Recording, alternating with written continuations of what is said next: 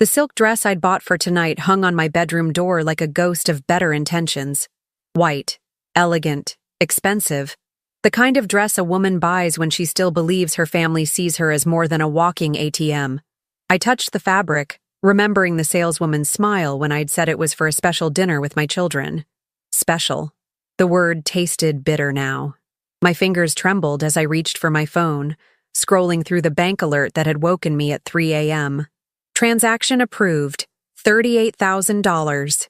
The numbers blurred as I read them again, each digit a small knife twisting in my chest. $38,000. Gone. Vanished into the ether of my son Philip's assumptions and his wife's greed. I set the phone down and walked to my kitchen window, watching the Seattle morning unfold in shades of gray. At 62, I'd thought I'd learned to recognize the warning signs of people who saw me as nothing more than a resource to be mined. But Philip was my son, my firstborn, the baby I'd nursed through midnight fevers and teenage heartbreak. How could I have been so blind? The memory of last night's dinner played in my head like a cruel movie. Philip, 34 and still wearing that boyish smile that used to melt my heart, had arrived with Stephanie clinging to his arm like expensive jewelry. They'd chosen the restaurant, some trendy place in Bellevue where a glass of wine cost what I used to spend on groceries for a week when I was raising them alone. "Mom, you look wonderful," Philip had said, kissing my cheek with the practiced affection of someone going through the motions. Stephanie had offered her usual air kisses, her perfectly manicured nails catching the light as she adjusted her designer purse. We'd made small talk about the weather, about Stephanie's yoga classes, about Philip's promotion at the tech company where he worked. I'd listened, smiled, asked the right questions. I'd been the perfect mother, the accommodating widow who knew her place in their busy lives. Then came the moment that should have prepared me for what was coming. "Mom," Philip had said, reaching across the table to squeeze my hand. "Stephanie and I have been talking about taking a trip. You know, to reconnect after everything that's been stressful at work." I'd nodded, thinking they wanted my blessing or perhaps some advice about destinations. I'd traveled extensively with their father before the cancer took him 5 years ago. Richard and I had seen the world together: Europe, Asia, the Caribbean. After his death, I'd stopped traveling. Couldn't bear the thought of those airplane seats and hotel rooms without him beside me. "We were thinking Dubai," Stephanie had added, her voice taking on that breathless quality she used when she wanted something. "There's this amazing resort, the Burj Al Arab, 5 stars, unlimited everything." "That sounds lovely," I'd said, genuinely happy they were prioritizing their marriage. Philip had been working such long hours, and Stephanie had been complaining about feeling neglected. Philip had exchanged a look with his wife, one of those married couple communications that happens without words. "The thing is, Mom, it's pretty expensive. First-class flights, the presidential suite for a week." He'd trailed off, letting the implication hang in the air like expensive perfume. I should have said no then. Should have recognized the setup, the way they'd buttered me up with compliments and attention before moving in for the kill. But I was lonely, and they were my children. And when your son says he needs something, 27 years of motherhood doesn't just switch off. "How much are we talking about?" I'd asked. "Well, with everything included, probably around 40,000, Philip had said, as casually as if he were discussing the weather. "I know it's a lot, but Mom, you've always said family experiences are more important than money sitting in the bank." Had I said that? I couldn't remember, but it sounded like something I might have said during one of my weaker moments, when the loneliness made me philosophical about legacy and love. Stephanie had leaned forward then, her eyes bright with manufactured sincerity. "Susan, you've been so generous over the years. The down payment on our house, the car when Phillips broke down, helping us through that rough patch when he was between jobs. You're like the mother I never had." The mother she never had. The words had wrapped around my heart like a warm blanket, making me forget about the financial reality. I'd already given them so much over the past 3 years, nearly $60,000 in loans that had never been repaid, in emergencies that seemed to happen with suspicious regularity. "I'll think about it," I'd said, which in the language of mothers everywhere meant yes. Philip had grinned, that same smile he'd used as a toddler when he wanted an extra cookie. "Thanks, Mom." I'll send you the details so you can book everything. Your credit is better than ours anyway. They'd left me with the check, of course. $300 for dinner I'd barely touched while they planned their luxury vacation on my dime. I'd driven home in silence, my hands gripping the steering wheel as doubt crept in like fog off Puget Sound. Now, standing in my kitchen with the bank alert glowing accusingly on my phone screen, I knew I'd been played. Again. But this time felt different. This time, the betrayal cut deeper than money. I walked to my laptop and logged into my bank account, my fingers moving with purpose I hadn't felt in years. The transaction history told the story clearly. $38,000 transferred to Philip's account at 11:47 p.m. He hadn't even waited until morning, hadn't called to thank me or confirm the details. He'd simply taken what he'd assumed was his. But here's what Philip didn't know about his mother. I might have been lonely and generous to a fault, but I wasn't stupid. I'd built a successful real estate business from nothing after his father died. I'd negotiated million-dollar deals with men who thought I was just a grieving widow they could manipulate. I knew how to protect myself when I needed to. I opened a new browser tab and logged into my credit card accounts. One by one, I reported the cards as lost. New cards would arrive in 7 to 10 business days. But the current ones, the ones Philip had used for this transaction, would be frozen within the hour. Next, I called the airline directly. The Dubai flights were booked for tomorrow morning, first-class seats that cost more than some people's cars. The customer service representative was polite but firm. The tickets were non-refundable, but they could be canceled for a partial credit. "I'd like to cancel the reservation," I said, my voice steadier than I felt. "May I ask the reason for the cancellation?" I paused, looking out at the gray Seattle sky. "Fraud," I said simply. The hotel was next. The Burj Al Arab's concierge was less accommodating, explaining their strict cancellation policy. But when I mentioned that the reservation had been made without authorization using stolen credit card information, their tone changed quickly. They agreed to cancel the reservation and issue a full refund, though it would take 3 to 5 business days to process. As I worked through each piece of their elaborate vacation, I felt something I hadn't experienced in years. Power. Not the cruel kind that seeks to hurt others, but the quiet strength that comes from refusing to be victimized. My phone buzzed with a text from Philip. "Thanks again for everything, Mom. We'll send pictures from Dubai." I stared at the message for a long moment, then set the phone aside without responding. Let him enjoy his gratitude while it lasted. The next call I made was to my lawyer, Maxine Lewis, who'd handled Richard's estate and various real estate transactions over the years. She listened without judgment as I explained the situation. "Susan," she said gently, "I need to ask, did you give explicit permission for this transaction?" I said I'd think about it. "I never authorized him to take the money.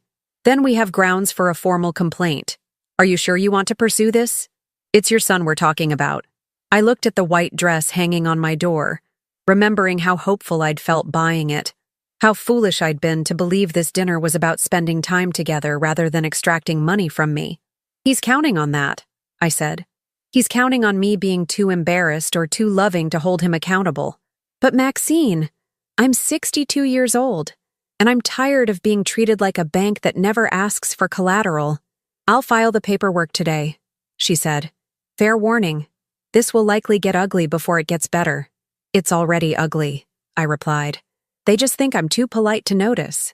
After I hung up, I sat in my living room surrounded by photos of Philip and his sister Brenda at various ages. Birthday parties, graduations, Christmas mornings. In every picture, I was there. The constant presence, the reliable foundation they'd built their lives on. But in how many recent photos was I included? When was the last time either of them had called just to talk, without needing something? My phone rang. Philip's name appeared on the screen, and for a moment, my heart clenched with the old instinct to answer, to smooth things over, to be the accommodating mother I'd trained myself to be. Instead, I watched it ring until it went to voicemail. Then I did something I hadn't done in 5 years. I opened my laptop and began searching for travel deals to Dubai. If someone was going to enjoy that paradise, it might as well be me. The sound of pounding on my front door at 7 in the morning would have terrified me a week ago. Today, it felt like music. I took my time walking from the kitchen where I'd been enjoying my first peaceful cup of coffee in months, savoring each desperate thump against the oak door Richard had installed when we bought this house 30 years ago. Through the peephole, I could see Philip's face contorted with panic and rage. Stephanie stood behind him, still in yesterday's clothes, mascara smeared beneath her eyes like war paint. They looked exactly like what they were. Two people who'd just discovered their free ride had been canceled. I opened the door, but kept the chain lock engaged, creating just enough space to see them clearly while maintaining my boundary. "Mom, what the hell did you do?" Philip's voice cracked with the same indignation he'd shown as a teenager when I'd taken away his video games for breaking curfew. The difference was that he was 34 now, and the games cost $38,000. "Good morning to you too, sweetheart." I kept my voice level, almost cheerful. "You're up early for someone who should be on a plane to Dubai right about now." Stephanie pushed forward, her usual polished facade completely gone. "Susan, please, you have to fix this. The airline says our tickets were canceled, the hotel says there's no reservation, and Philip's credit card was declined when we tried to book a new flight." "That's terrible," I said with the same tone I might use to discuss a disappointing weather forecast. "Did you try calling your bank?" Philip's face flushed red. "Don't play dumb, Mom. We know you did something. The bank showed the transfer going through last night, and now suddenly everything's frozen?" I studied my son's face, looking for any sign of remorse, any acknowledgement that perhaps taking $38,000 without explicit permission might have been wrong. Instead, I saw only entitlement and fury that his plans had been disrupted. "The transfer went through," I confirmed, and then I reported it as fraud. Because that's what it was, Philip. Fraud. The word hung in the air between us like a slap. Stephanie gasped, actually pressed her hand to her chest in a gesture so theatrical I almost laughed. "Fraud?" Philip's voice climbed higher. "Mom, you said we could go on the trip." "I said I'd think about it. Thinking about something and authorizing you to steal from my bank account are two very different things. We didn't steal. You took $38,000 from my account without my explicit permission. In most states, including Washington, that's called theft. And since it was over $2,500, it's a felony." I watched Philip's face go white as the implications sank in. Stephanie looked like she might vomit on my front porch. "You wouldn't," Philip whispered. "You wouldn't actually press charges against your own son." The old Susan would have melted at the pain in his voice. The old Susan would have opened the door, pulled him into a hug, and figured out how to make this right for everyone. But the old Susan had been buried along with $60,000 in loans, and years of being treated like a convenience rather than a person. "I already did," I said simply. "Maxine filed the papers yesterday afternoon. You'll both be served within the next few days." Stephanie started crying then, big heaving sobs that might have been genuine if I hadn't seen her turn them on and off like a faucet whenever she needed something. "Susan, please. This will ruin us. Philip could lose his job if he's charged with a felony. We have a mortgage, car payments. You should have thought of that before you planned a luxury vacation with stolen money." "It wasn't stolen," Philip shouted, drawing the attention of my neighbor, Mrs. Patterson, who was retrieving her newspaper. "You're my mother. I'm your son. Families help each other." Help implies asking, Philip. Help implies gratitude. Help implies that the assistance flows both ways occasionally. I leaned closer to the gap in the door. "When was the last time you helped me with anything? When was the last time you called just to see how I was doing? When was the last time you included me in anything that didn't involve my wallet?" The silence stretched between us, filled only with Stephanie's sniffling and the distant sound of morning traffic. "That's not fair," Philip said finally, but his voice had lost its heat. "We've been busy, work is crazy, and I've been lonely." The words came out sharper than I intended, cutting through his excuses like glass. "Your father died 5 years ago, and I've been rattling around in this house ever since, wondering why my children only remember I exist when they need money." Something flickered across Philip's face. Surprise, maybe even shame. For a moment I thought we might actually have a real conversation. Then Stephanie grabbed his arm. "Philip, we need to fix this now. Can't you see she's just being emotional? She's probably going through menopause or something. Old women get crazy ideas." I closed the door, not slammed it, not yanked it shut in anger. I simply closed it with the quiet finality of someone who'd heard quite enough. Through the oak, I could hear Stephanie's voice rising in panic. Philip trying to shush her, both of them arguing about what to do next. I walked back to my kitchen and refilled my coffee cup, my hands steady despite the adrenaline coursing through my veins. On my laptop screen, the Dubai travel website still glowed with possibilities. 7 days at the Burj Al Arab, the same suite Philip and Stephanie had planned to enjoy. The same amenities, the same luxury, the same paradise. The refund from their canceled reservations had already been processed. Combined with my savings, I could afford the trip easily. I could afford it, and still have enough left over to hire a financial advisor to help me protect what remained of my retirement fund from future family emergencies. My phone buzzed with texts. Philip. Mom, please call me. We need to talk. Philip. I'm sorry if I misunderstood about the money. Can we work this out? Stephanie. Susan, this is Stephanie. Please don't let pride destroy our family. Philip. The lawyer says you can drop the charges any time. It doesn't have to go this far. I set the phone aside and clicked Book Now on the Dubai package. If I was going to be painted as the villain in this story, I might as well enjoy the perks. As I filled out the booking form, I thought about the last 5 years. After Richard's funeral, I'd thrown myself into being the perfect mother and grandmother. I'd hosted every holiday, bought every gift, solved every crisis. I'd made myself indispensable to my children's lives while somehow becoming invisible as a person. When had I stopped mattering beyond my bank account? When had my son learned to speak to me with such casual disrespect? When had I taught him that my boundaries were suggestions rather than rules? The booking confirmation appeared on my screen. 7 days in Dubai, departing tomorrow morning. First-class ticket, presidential suite, all the luxury my son had assumed he deserved. I heard their car doors slam outside, the engine starting, the sound of them driving away to deal with the mess they'd created. Part of me ached for the pain I was causing. 27 years of motherhood didn't disappear overnight, but a larger part of me felt something I'd almost forgotten: respect for myself. My phone rang. Brenda's name appeared on the screen. My daughter, 31, and living in Portland with her husband and 2 young children. For a moment, hope fluttered in my chest. Maybe Brenda was calling just to talk. Maybe she'd heard about the situation and wanted to. Mom? What the hell are you doing to Philip? The hope died as quickly as it had bloomed. Of course.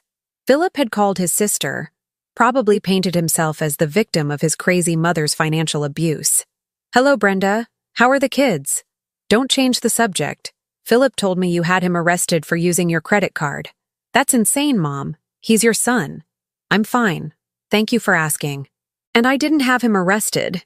I reported fraud, which is what taking someone's money without permission is called.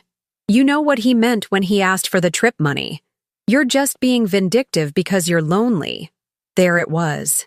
The family diagnosis of my motivations, delivered with the casual cruelty that only comes from people who think they know you better than you know yourself. When was the last time you called me, Brenda, just to talk? I'm busy, Mom. I have 2 kids under 5 and a full-time job. I can't drop everything to entertain you. I'm not asking you to entertain me. I'm asking you to acknowledge that I exist beyond my ability to solve your problems.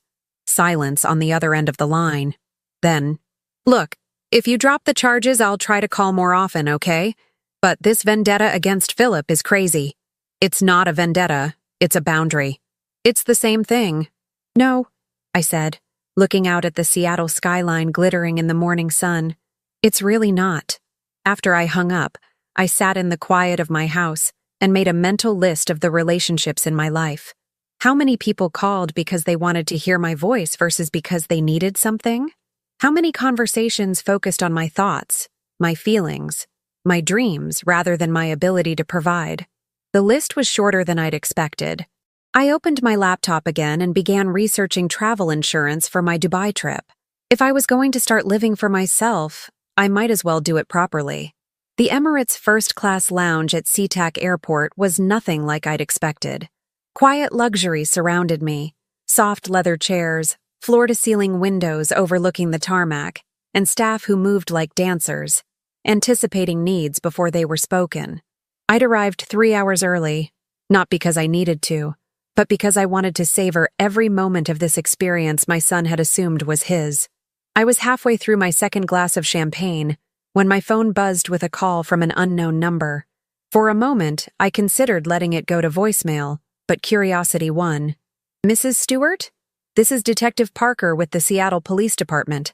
I'm calling about the fraud report you filed regarding your son, Philip Stewart." My stomach tightened despite my resolve. Hearing it described in such clinical terms, fraud report, police involvement, made the reality settle heavier in my chest. "Yes, Detective. How can I help you?" "Well, we've reviewed the case, and I wanted to let you know that Mr. Stewart and his wife have requested a meeting. They claim there was a misunderstanding, that you gave verbal permission for the transaction." I took a slow sip of champagne, watching a plane taxi toward the runway. In 6 hours, I'd be on a similar aircraft, flying toward a life I'd never dared imagine for myself. "There was no misunderstanding, Detective. I explicitly told them I would think about their request. I never authorized them to take the money." "I understand, ma'am. The thing is, family financial disputes can be complicated. Sometimes it comes down to he said, she said situations that are difficult to prosecute." I could hear the subtext in his voice. "Drop it. Save everyone the trouble. Keep the family peace."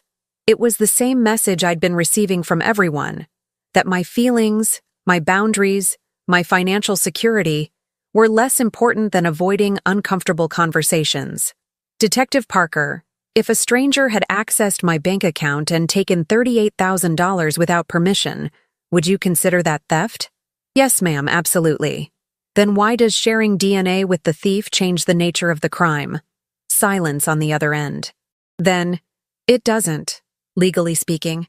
I just wanted to make sure you understand the potential consequences for your son if we proceed."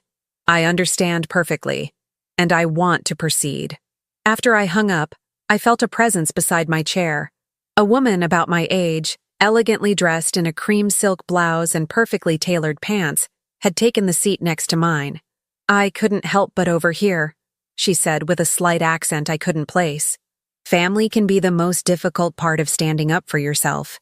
I studied her face, kind eyes, silver hair styled in a chic bob, an expression that suggested she'd been where I was now. "I'm sorry. I didn't mean to eavesdrop on your call," she continued. "I'm Elena Vasquez. I'm waiting for the same flight to Dubai. Susan Stewart. And it's all right. It's not exactly a private conversation anymore.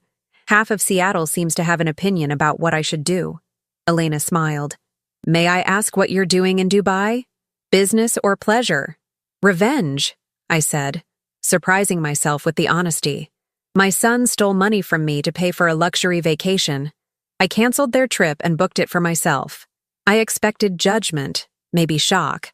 Instead, Elena laughed, a rich, genuine sound that made several other passengers look our way. "Good for you," she said. "How long has he been treating you like a bank?" "About 5 years since my husband died. Though I'm starting to think it began earlier and I was just too busy enabling it to notice." Elena nodded knowingly. "I have 3 children. 2 of them see me as a person. One sees me as a retirement fund. Guess which one calls most often?" We talked for the next 2 hours, sharing stories that were both heartbreaking and liberating. Elena had been a successful architect before retiring, had traveled the world with her late husband, and was now learning to navigate relationships with adult children who had very different ideas about what she owed them. "The hardest part," she said as our flight was called, "is that everyone expects you to forgive and forget because family is family, but they never expect the family to earn that forgiveness." On the plane, Elena was seated 2 rows behind me, but we'd exchanged information and made plans to meet for dinner at the hotel. For the first time in years, I was looking forward to a conversation that wasn't about what someone needed from me. As the plane lifted off, I watched Seattle disappear beneath the clouds and felt something I hadn't experienced since Richard's death: possibility. Not just for this trip, but for the life that might come after. I was somewhere over the Atlantic when my phone chimed with a notification that Wi-Fi was available. Against my better judgment, I connected and immediately regretted it. 17 text messages waited for me. Philip, Mom, the police called. This is getting out of hand. Brenda, I can't believe you're actually going through with this. Do you want to destroy our family? Stephanie, Susan, I'm pregnant. We found out yesterday. Please don't do this to the father of your grandchild. That last message hit me like a physical blow. Pregnant. If it was true, and with Stephanie, that was always a question. It changed nothing legally but everything emotionally. My potential grandchild, growing inside a woman who'd just called me crazy and menopausal. I stared at the message for a long time, feeling the old familiar tug of obligation.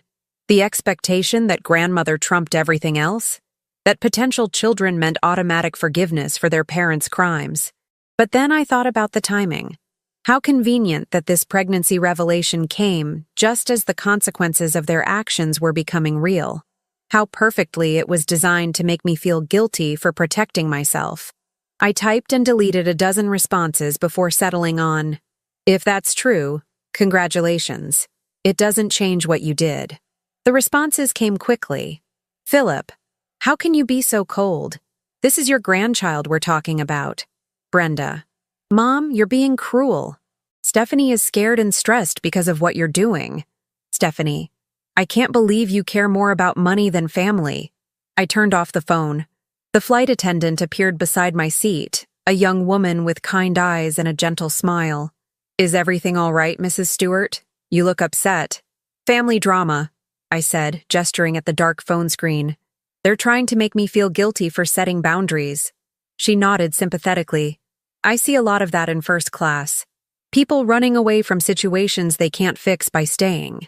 Sometimes the kindest thing you can do for everyone is to stop enabling their bad behavior. Even when it's your children? Especially when it's your children. I spent the rest of the flight thinking about that conversation, about the difference between helping and enabling, about the way love without boundaries becomes a form of harm, about how my children had learned to use my maternal instincts against me. When we landed in Dubai, the heat hit me like opening an oven door. But stepping into the Burj Al Arab lobby, I felt a different kind of warmth, the satisfaction of claiming something beautiful for myself. The suite was everything Philip and Stephanie had described and more. Floor-to-ceiling windows overlooking the Persian Gulf, marble bathrooms with gold fixtures, a private butler who appeared within minutes of my arrival with champagne and dates. I stood on the balcony, looking out at the impossible blue of the water, and called my lawyer. Maxine, it's Susan. I'm in Dubai. Good for you. How's the hotel? Exactly as advertised. Listen, I need to ask you something. If Stephanie really is pregnant, does that affect the case at all? Maxine was quiet for a moment. Legally? Not at all. Emotionally? That's up to you. They're acting like I should drop everything because there might be a grandchild involved. Susan, let me ask you something. If Stephanie wasn't married to your son, if she was just some stranger who'd stolen $38,000 from you, would her pregnancy make you drop the charges? The answer came immediately. No. Then why should it matter that she's family? Actually, shouldn't family be held to a higher standard, not a lower one? After we hung up, I sat in the Egyptian cotton luxury of my hotel robe and made a decision. I opened my laptop and began writing an email to my children. Philip and Brenda, I'm writing this from Dubai, from the suite you assumed was yours, Philip. I want to be very clear about something. This isn't about money. This is about respect. For 5 years, you've treated me like a resource to be managed rather than a person to be loved. You call when you need something. You visit when you want something. You remember I exist when your problems require my solutions. Philip, you took $38,000 from my account without explicit permission. That's theft, regardless of your assumptions about family obligations. The fact that you're my son doesn't give you the right to steal from me. It should make such behavior unthinkable. Brenda, your response to learning about this wasn't to ask if I was okay or to address your brother's behavior. It was to attack me for defending myself. That tells me everything I need to know about where your loyalties lie. If Stephanie is pregnant, I'm happy for you both. But parenthood doesn't erase theft. A grandchild doesn't grant immunity from consequences. I will not be dropping the charges.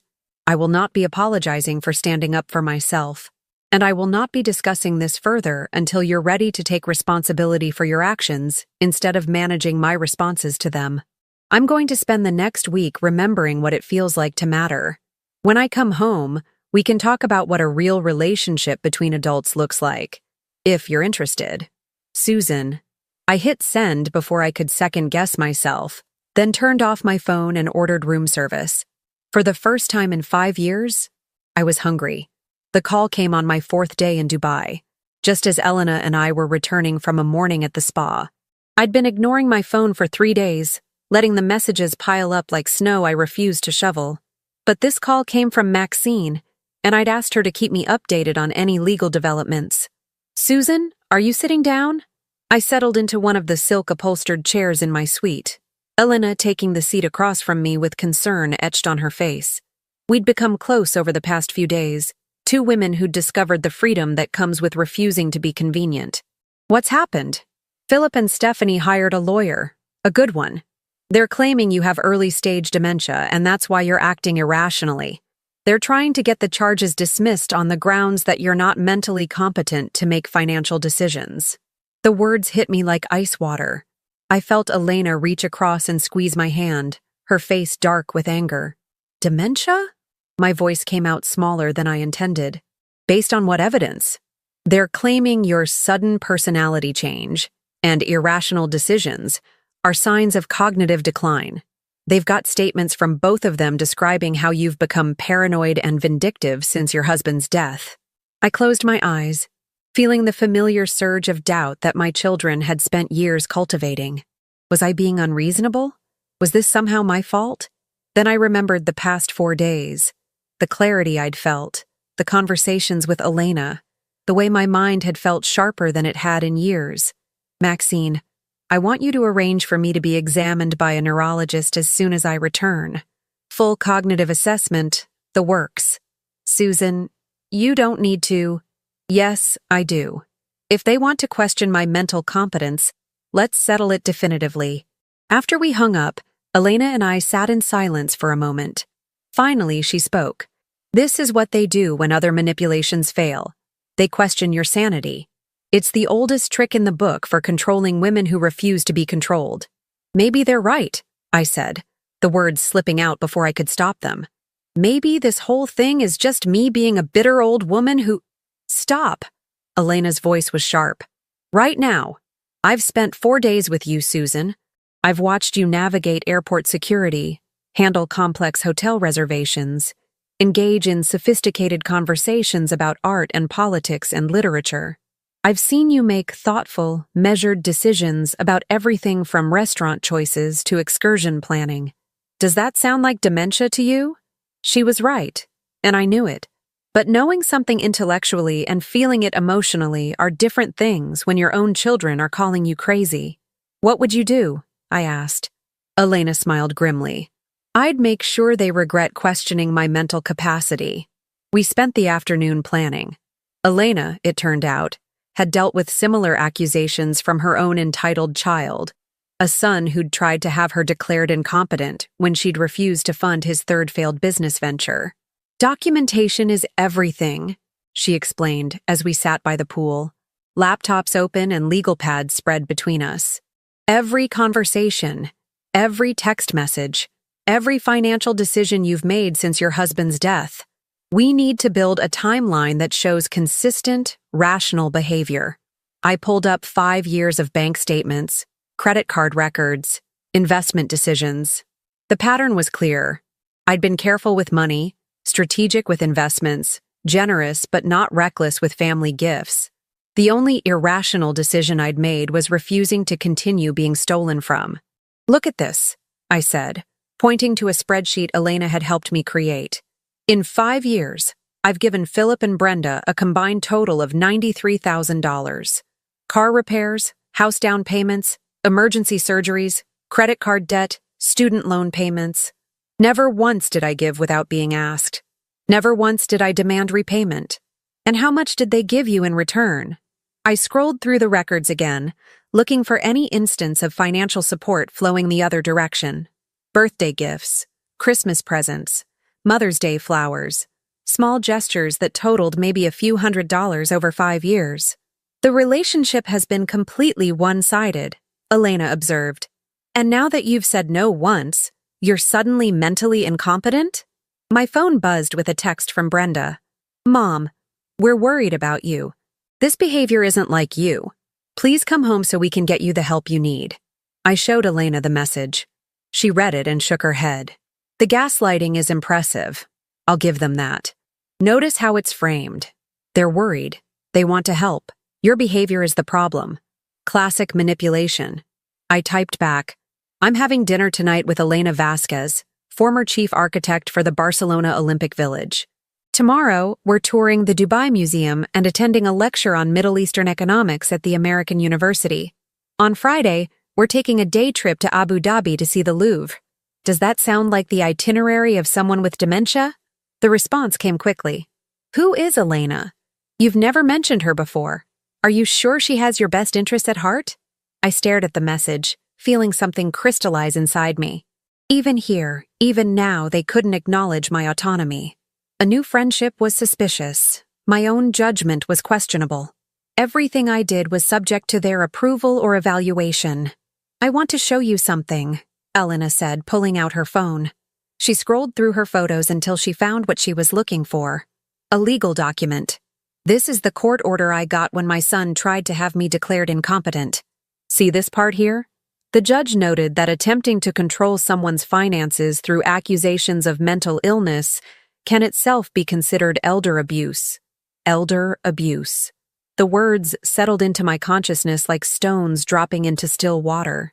I'd been so focused on the theft, on the disrespect, that I hadn't considered the larger pattern.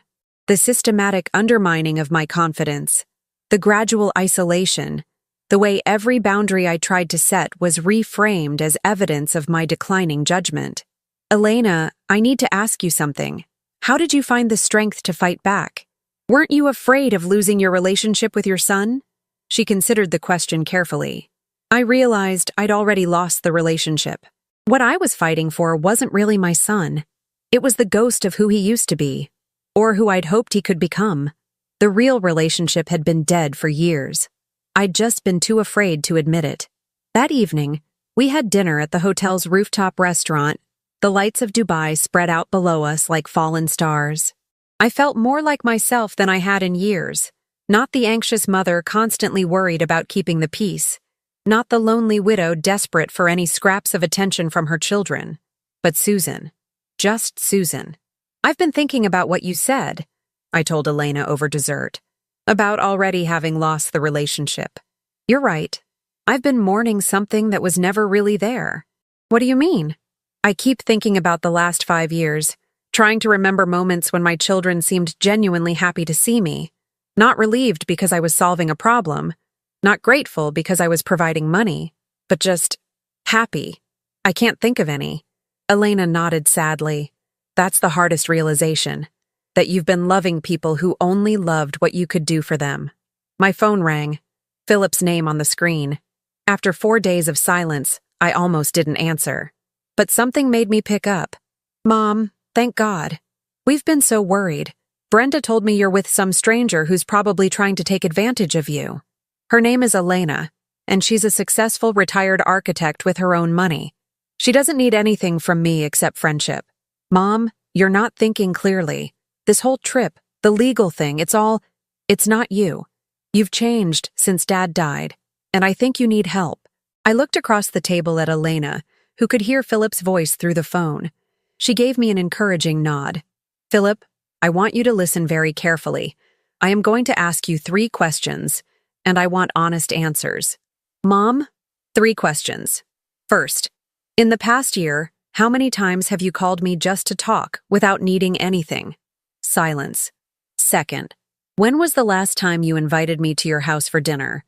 Not because it was a holiday or because you needed something, but just because you wanted my company.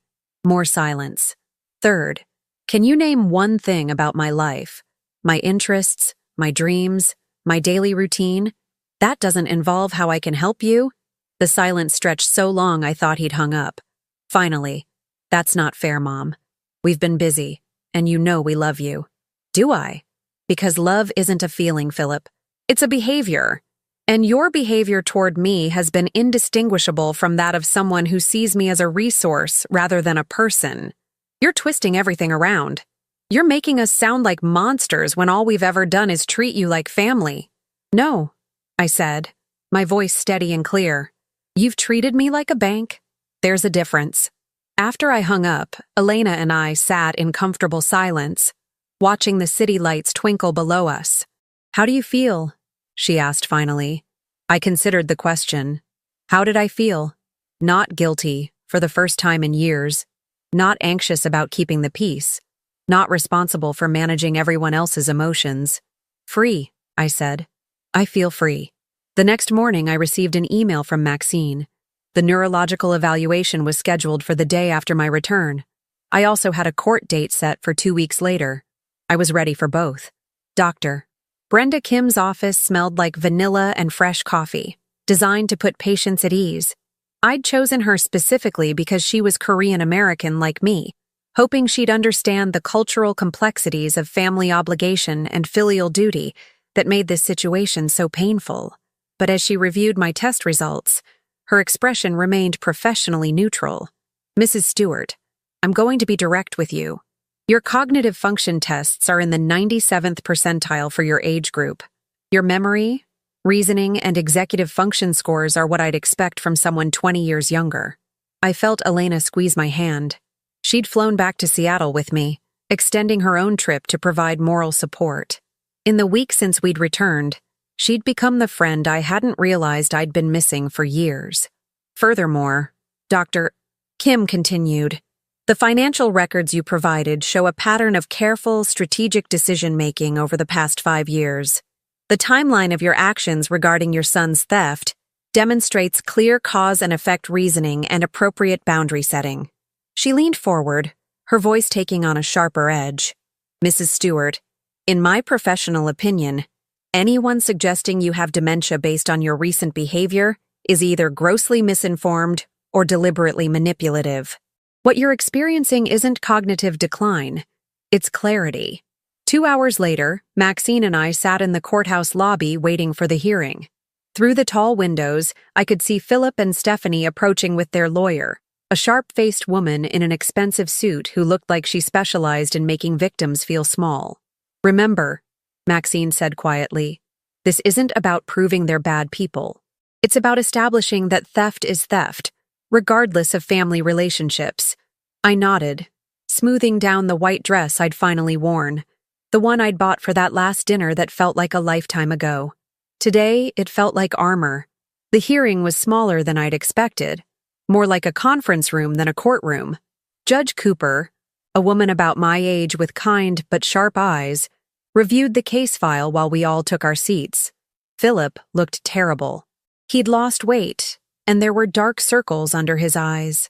Stephanie sat beside him, one hand protectively over her still flat stomach, the pregnancy she was using as a shield.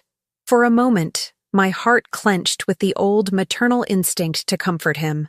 Then I remembered the $38,000, the casual dismissal of my feelings, the attempt to have me declared mentally incompetent for refusing to be stolen from. This case, Judge Cooper began, involves a family financial dispute that has escalated to criminal charges. The defendants claim the transaction was authorized verbally. The plaintiff maintains it was theft. I've reviewed the evidence, including bank records, phone logs, and the recent neurological evaluation. She looked directly at Philip and Stephanie. I'm particularly troubled by the defense's claims regarding Mrs. Stewart's mental competence. Dr. Kim's evaluation shows cognitive function in the 97th percentile. Attempting to undermine an alleged victim's credibility through false medical claims is a serious matter. Their lawyer started to object, but Judge Cooper held up a hand. I'm not finished. The evidence shows a clear pattern. Mr. Stewart accessed his mother's account without explicit authorization, regardless of any verbal discussions about thinking about it. The amount, $38,000, constitutes grand theft in this state. My heart hammered as she continued. However, given the family relationship and the fact that this appears to be a first offense, I'm offering a plea agreement. Mr. Stewart and Mrs. Stewart Morrison will plead guilty to theft in the third degree, perform 200 hours of community service each, and pay full restitution plus court costs. They will also attend financial counseling sessions focused on boundaries and family relationships. Community service? Stephanie's voice cracked. Your Honor, I'm pregnant. I can't. The pregnancy doesn't exempt you from consequences for your actions, Mrs. Stewart Morrison. Community service can be arranged to accommodate your condition. You'll be working with elderly patients at Sunset Manor Nursing Home, cleaning, organizing, whatever's needed. Perhaps spending time with people who've been abandoned by their families will provide some perspective. I watched Stephanie's face crumble as the reality hit her. 200 hours of actual work, cleaning up after people society had discarded. It was more fitting than anything I could have imagined. Philip leaned forward. Your Honor, my mother is destroying our family over money. This punishment seems— Mr. Stewart, Judge Cooper interrupted, her voice ice cold. Your mother didn't destroy your family. You did, when you decided her bank account was your emergency fund, when you tried to have her declared mentally incompetent for setting boundaries, when you chose to steal rather than respect her autonomy. She gathered her papers. The plea agreement is non-negotiable. Accept it, or we proceed to trial where the potential consequences are much more severe. After the hearing, I stood outside the courthouse with Elena, breathing in the crisp Seattle air. Maxine had gone to file the final paperwork. Philip and Stephanie had left without speaking to me, their lawyer hurrying them away like they were fleeing a crime scene. How do you feel? Elena asked, the same question she'd posed in Dubai. Different, I said, considering it. Not vindicated exactly, not happy, but settled, like something that was broken has been properly fixed. My phone buzzed with a text from Brenda. I hope you're satisfied. You've destroyed Philip's career and made Stephanie so stressed she might lose the baby. Was your revenge worth it? I stared at the message for a long moment, then showed it to Elena. The consequences of their actions aren't your responsibility, she said gently. Neither is their stress or their marriage or their career or their pregnancy. You didn't create this situation. You just refused to continue enabling it. I typed back, I didn't destroy anything. I simply stopped allowing myself to be stolen from. If Philip's career can't survive the consequences of his choices, that's his problem to solve. And Brenda? Don't contact me again unless you're ready to have an actual relationship based on mutual respect rather than my usefulness to you. Then I blocked her number. There, I said to Elena. That's the last bridge. How does it feel? Liberating. 3 months later, I was in my garden when Mrs. Patterson from next door waved me over to the fence. Susan, dear, there's a young woman at your front door. She says she's your granddaughter?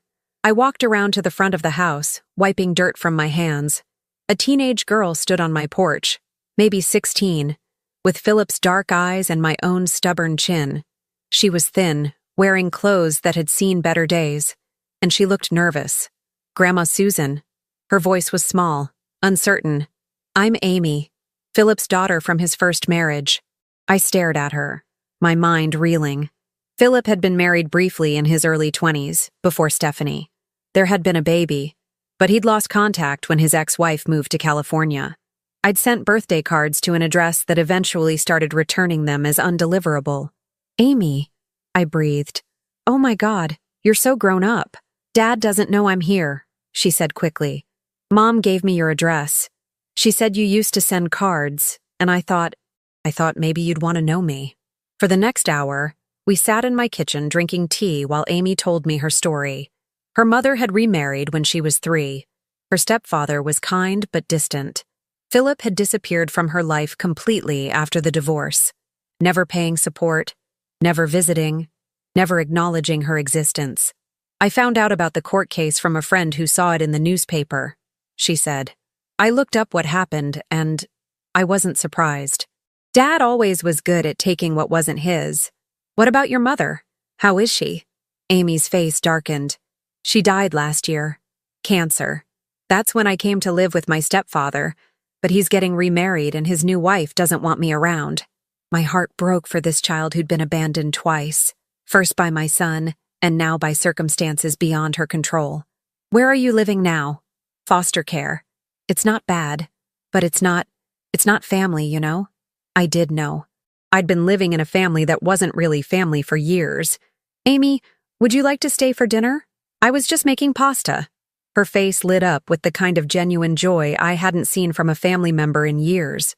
Really? You don't mind? I don't mind at all. As we cooked together, I learned that Amy was an honor student, that she loved art and astronomy, that she'd been working part-time jobs since she was 14 to help her sick mother. She was everything Philip and Stephanie weren't. Grateful, thoughtful, genuinely interested in other people. Grandma Susan? She said as we sat down to eat. Can I ask you something? Anything. Would it be okay if I visited sometimes? I know Dad probably wouldn't like it, but I don't really care what he thinks anymore. I reached across the table and took her hand. Amy, you can visit whenever you want. In fact, if you need a place to stay while you finish high school, you're welcome here. Her eyes filled with tears. You do that? Even after what Dad did to you?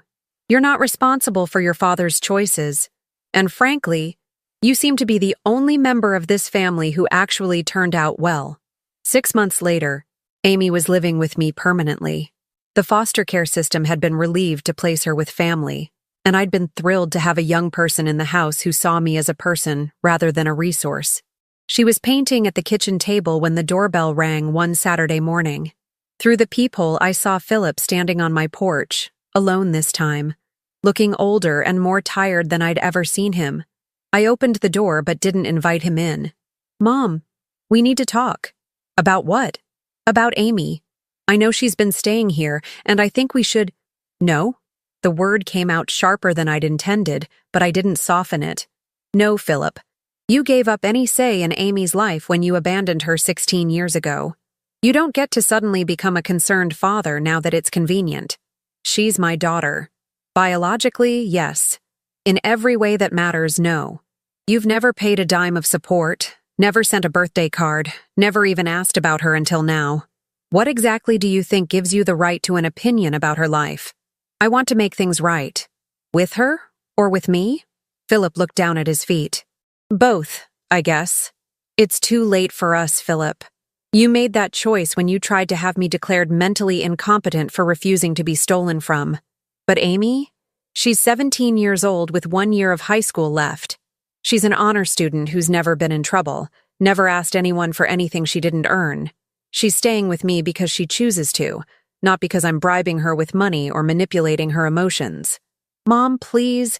Stephanie and I are divorced now. She was having an affair. You were right about her. I felt a flicker of the old sympathy, quickly suppressed. I'm sorry your marriage failed, Philip, but that doesn't change what you did to me. I know I messed up. I miss having a family. Then you should have thought of that before you decided to treat your family like a bank. I started to close the door, then paused. Philip, if you want a relationship with Amy, that's between you and her. But understand this. She's seen what real love looks like now. She knows the difference between someone who cares about her and someone who sees her as useful. If you want her in your life, you'll have to earn it. And given your track record, that's going to take a very long time. I closed the door and walked back to the kitchen, where Amy was still painting. She looked up as I entered. Was that Dad? Yes. What did he want? To explain himself. To make things right. Amy nodded thoughtfully. Do you think he means it this time? I think he means it right now. Whether he'll still mean it when it requires actual work and sacrifice is another question entirely. She smiled and went back to her painting. Well, I'm not going anywhere. This is the first place that's ever felt like home. I looked at the girl who'd shown up on my doorstep 6 months ago. Scared, abandoned, looking for connection. Now she was thriving, painting in the afternoon light, planning for college, talking about her dreams. She'd given me something my own children never had. A relationship based on mutual respect and genuine affection. Good, I said, meaning it completely. Because I'm not going anywhere either. That evening, Elena called from Barcelona, where she was visiting her daughter. The one who actually loved her rather than her bank account. How are things with Amy? She asked. Perfect. She's teaching me about TikTok, and I'm teaching her about investing. It's the family relationship I always thought I wanted. And Philip? Still trying to convince me that his remorse is real. I'm not interested in finding out. Good for you. Some bridges should stay burned. After we hung up, I sat in my garden watching Amy through the kitchen window as she did her homework. At 62, I'd finally learned the difference between love and convenience, between family and biology, between forgiveness and enabling. I'd lost 2 children, but gained something infinitely more valuable: my self-respect, a true friend in Elena, and a granddaughter who saw me as a person worth knowing.